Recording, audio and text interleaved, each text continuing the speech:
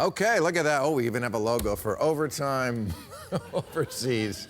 I love foreigners. I think everyone knows that, and I'm actually touring next summer in the UK. I'll be in London in May. I'll be in Oslo and Norway and Amsterdam. So we thought we would get the pump primed by asking them to ask some questions here for us. Here's one for you, Dave. How probable do you consider the scenario of the UK leaving the European Union?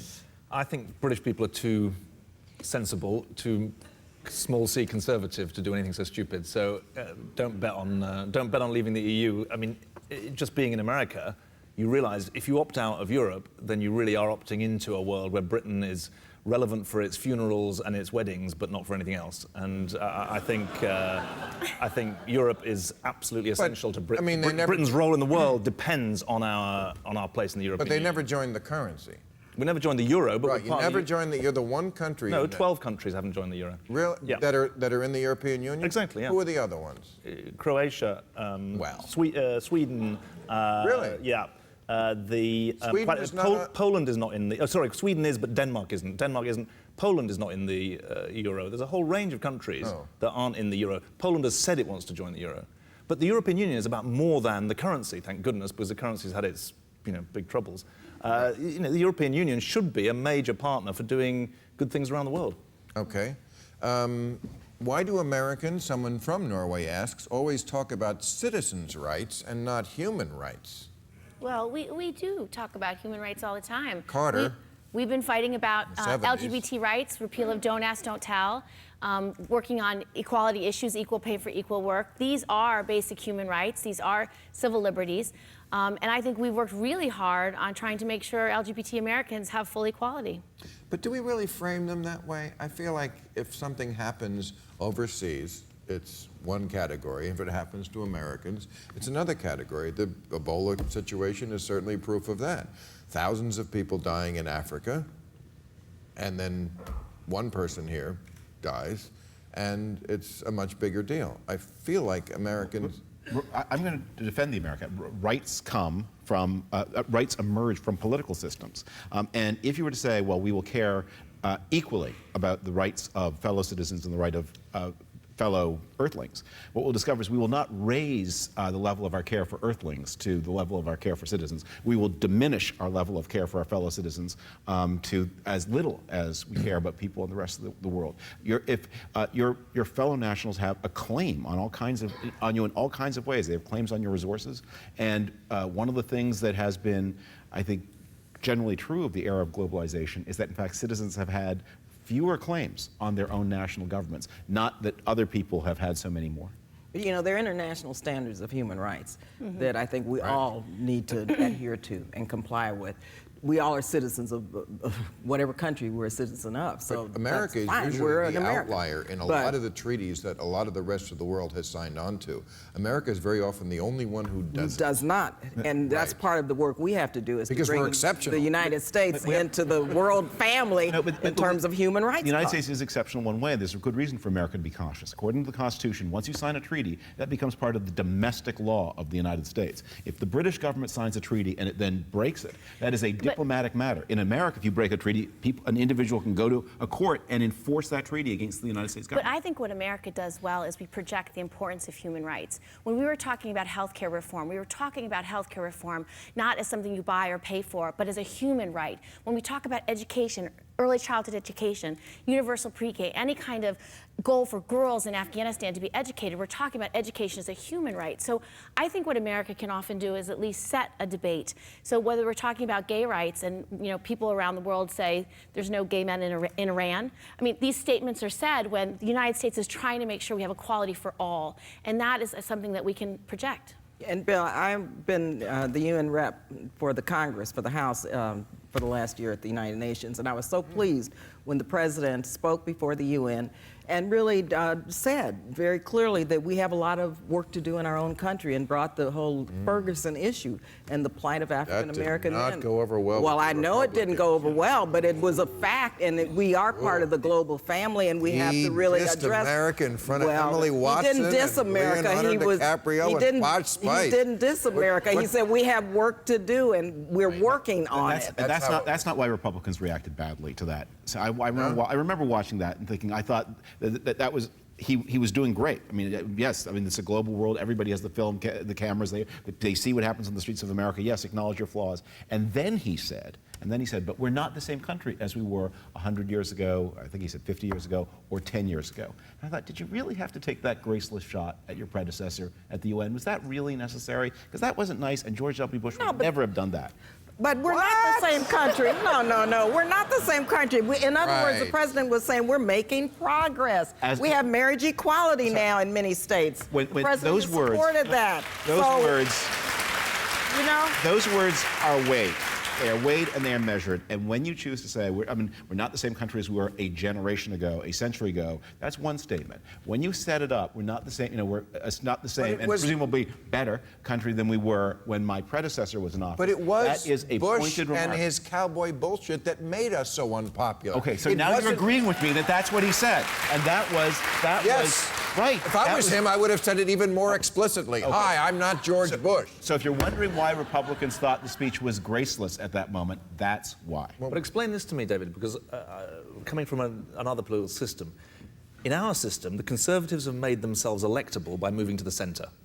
You've argued for Republicans to move to the centre. What I don't see is a Republican Party playing out that tune. I mean, the Conservatives lost 3 elections against Tony Blair. They moved to the centre. They then won. Compassionate conservatism, it's not my politics, it's not where I come from, but it's clearly the winning hand. If you're Angela Merkel, you win from there. Right. Explain to me what's going on in the Republican Party that means they're reacting in this way. And actually, the reason I thought of it, George Bush, he's not a popular guy in the Republican Party, and he's almost considered too centrist. Yeah. Right. It's a fantastic question, and probably there's more answer than anybody here has patience for. But I'll say that one of the differences is that British parties are really led. That the people on top of them make decisions and they can enforce the decisions. They have all kinds of levers of power against other members of the party. That's not true inside inside American politics. And it's also true that in a parliamentary system, being out of power is just awful. Well, awful. Awful. Enough to make you move to America. I mean, and parties will do what it takes. Parliamentary parties will do what it takes to make themselves ready to govern. In the American system, being out of power is not so awful. And in fact, oftentimes the personal career opportunities for being out are better than the personal career opportunities for everybody except the president from being in. He had to go to West Africa when he got kicked out. That's interesting. Well, they punish leaders. Hard. You think we'd be better off with a parliamentary system? Because, in our system, obviously, we're stuck with a guy, even when he is unpopular, Bush. And obviously now Obama is. But in your system, you're not stuck with anybody for that You're stuck long. for 5 years. No, but he called an election. Well, we've got 5-year terms now. We have fixed term parliaments 5 years. So we're stuck with the Tories till May. Okay, from Australia, what is the number of Americans massacred in one incident for the country to take gun control seriously? In Australia, it was the Port Arthur massacre, 35 killed, 24 wounded. Yeah, they changed a lot over there, but they don't have the Second Amendment there in Australia. We're the only country with a Second Amendment. The American people are with us. The most depressing day of my entire legislative career was the day we couldn't pass anything to reform gun control in our country. The fact that 70% of American people agree you should ban assault weapons, you should ban large magazine clips, you should have background checks. These are common sense reforms. And so it's really Congress that's not listening to the American people. The American people agree. Wow. Common sense reforms make sense. Yeah. I agree with the senator, and let me just say, I'm not sure if there's an NRA in Australia, but we have an NRA here in America.